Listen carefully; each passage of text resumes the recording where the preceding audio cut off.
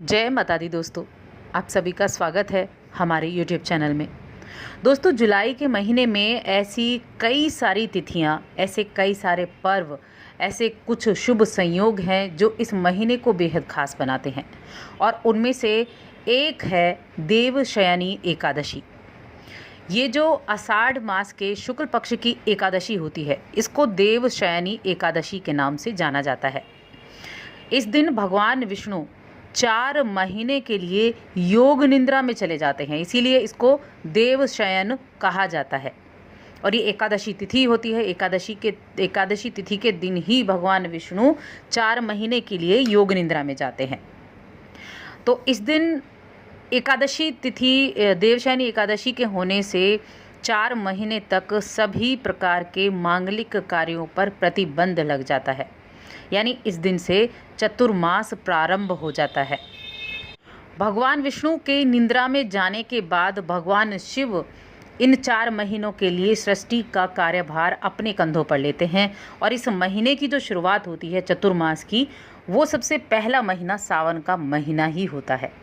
भगवान शिव का प्रिय महीना, इसीलिए भगवान शिव की पूजा अर्चना इन दिनों में की जाती है। इसके अलावा भी ये जो दिन है ये बहुत महत्वपूर्ण है।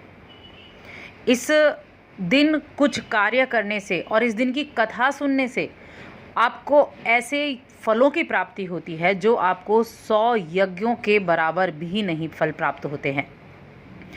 ये जो एकादशी तिथि है देवशयनी एकादशी, ये 4 महीने तक चलेगी। लगभग 117 दिन भगवान विष्णु योग निद्रा में रहेंगे। उसके बाद जब 14 नवंबर को देव उठनी एकादशी होगी, देवोत्थान एकादशी भी कहते हैं, तब भगवान विष्णु अपनी निद्रा से आते हैं और फिर से इस सृष्टि के कार्यभार को खुद संभालते हैं। तो अब ये जो देवशयनी एकादशी है, इसका बड़ा महत्व होता है। इस दिन पूजा अर्चना करने से, इस दिन व्रत करने से, इस दिन कुछ उपाय करने से और सबसे अधिक देवशयनी एकादशी की कथा सुनने से माँ लक्ष्मी समेत भगवान विष्णु, भगवान श्री हरि विष्णु और भगवान शिव, इन सब की कृपा आप पर होती है। बहुत महत्व है इस दिन का। इस दिन भगवान विष्णु, माँ लक्ष्मी की विशेष पूजा अर्चना की जाती है। उसके बाद ही भगवान श्री हरि को शयन कराया जाता है। अब ऐसा जब शुभ दिन आए और उस दिन का आप फल ना उठाएं, उस दिन का आप जो रिजल्ट है वो आप ना पाएं, तो आपको अच्छा नहीं लगेगा। क्योंकि शयन काल में जाने से पहले श्री हरि अपने भक्तों को सुखपूर्वक जीवन व्यतीत करने का आशीर्वाद देते हैं। तो उस आशीर्वाद से आपको भी फलीभूत होना है, वो आशीर्वाद आपको भी प्राप्त करना है। और वो आशीर्वाद आप कैसे प्राप्त कर सकते हैं? एक तो व्रत रख सकते हैं, कुछ कार्य कर सकते हैं। देवशयनी एकादशी की कथा तो इनमें सबसे अधिक महत्वपूर्ण है, तो कथा तो आप ज़रूर सुने। जो लोग एकादशी का व्रत रखते हैं उनके लिए भी एकादशी बहुत महत्वपूर्ण है, लेकिन जो लोग वर्ष भर की एकादशी का व्रत नहीं रखते हैं वो इस एकादशी का व्रत रखें, देवशयनी एकादशी का, जो बहुत महत्व वाली होती है। तो इस दिन भगवान विष्णु इस दिन प्रातःकाल स्नान आदि से निवृत्त होकर एकादशी व्रत का संकल्प लें, भगवान विष्णु की विधिवत पूजा अर्चना करें और शाम के वक्त माँ तुलसी की पूजा अर्चना करें, दीपक जलाएं। इस दिन बहुत अच्छे योग भी बन रहे हैं। इस एकादशी के दिन शुक्ल और ब्रह्म नाम के योग बन रहे हैं, जिनको शुभ योगों की श्रेणी में रखा गया है। और ये जो योग हैं, इन योगों में जब आप कोई कार्य करते हैं तो उनमें सफलता मिलती है। इस योग में किए गए कार्य से, किए गए उपायों से आपको मान सम्मान की प्राप्ति होती है, जीवन में यश मिलता है, समृद्धि आती है। इस एकादशी के दिन भगवान विष्णु का पूजन करते हैं और रात को दीपदान भी करते हैं। या फिर आप इस एकादशी के दिन विष्णु सहस्रनाम का पाठ भी कर सकते हैं, बहुत ही उत्तम माना जाता है। जब ये व्रत संपूर्ण हो जाए तो अगले दिन सुबह उठकर द्वादशी की तिथि पर भगवान विष्णु की पूजा कर ब्राह्मण को भोजन कराएं और उनको अपनी क्षमता के अनुसार जो आप दान कर सकते हैं, अपनी क्षमता के अनुसार उनको दान देकर विदा करें। तो ये कुछ एकादशी जो व्रत किया जाता है उसकी कुछ बातें थी। अब हम कथा के बारे में जानते हैं कि कथा क्या है। इस दिन की कथा सुनना बहुत अनिवार्य है, कथा आपको ज़रूर सुननी चाहिए। और इस दिन तुलसी का पूजन तो ज़रूर करें और साथ में शुद्ध घी का दीप भी प्रज्वलित करें तुलसी के समक्ष। अब कथा ज़रूर सुनें। इसके कथा सुनने के बाद आपको एक सबसे महत्वपूर्ण उपाय ज़रूर बताया जाएगा।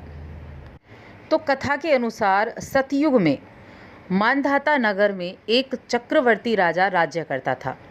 एक बार उसके राज्य में 3 वर्ष तक बारिश नहीं हुई। बारिश ना होने की वजह से सूखा पड़ गया, अकाल पड़ गया और राजा के दरबार में प्रजा ने दोहाई मचा दी। राजा सोचने लगे कि कहीं मुझसे कोई बुरा कार्य तो नहीं हो गया, कहीं मेरी वजह से राज्य में सूखा तो नहीं पड़ गया, कहीं मेरी वजह से मेरी जो प्रजा है वो दुखदाई तो नहीं हो रही है। और राजा अपनी प्रजा का दुख दूर करने के लिए वन में गए, जहाँ वन में अंगिरा ऋषि का आश्रम था। वन में जाकर जो राजा थे वो अंगिरा ऋषि के आश्रम में पहुँचे और उनसे मिले।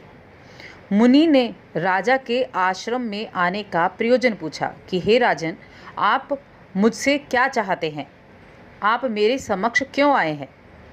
तब राजा ने हाथ जोड़कर प्रार्थना की, भगवान, मैंने सभी प्रकार से हर धर्म का पालन किया है, तो ऐसी मेरी कौन सी गलती है या ऐसा मैंने क्या किया है कि मेरे राज्य में सूखा पड़ गया है और मेरे राज्य में त्राही त्राही मच गई है।